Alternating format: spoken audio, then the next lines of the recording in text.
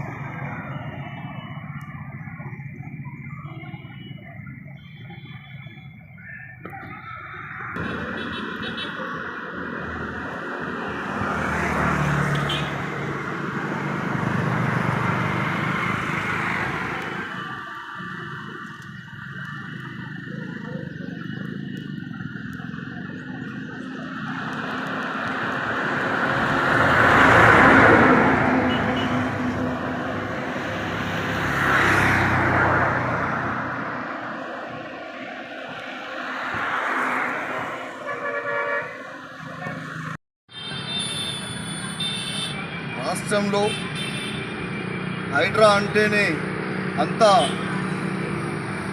జంకుతా ఉన్నారు.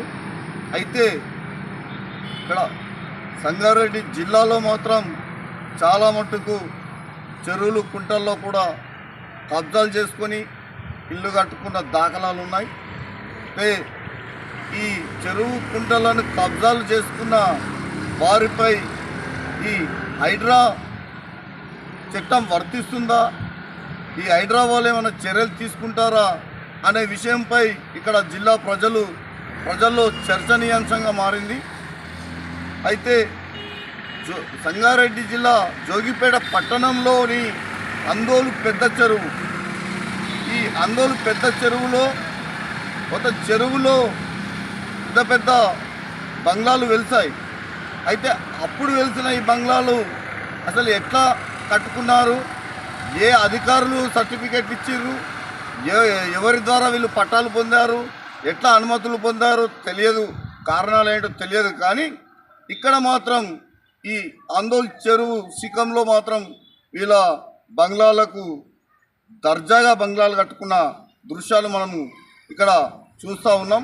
అయితే దీన్ని హైడ్రా కిందికి తీసుకుంటారా లేకపోతే హైడ్రా దీన్ని వదిలేస్తుందా అనే విషయాలు కూడా ఇక్కడ ప్రజల్లో చర్చించుకుంటూ ఉన్నారు.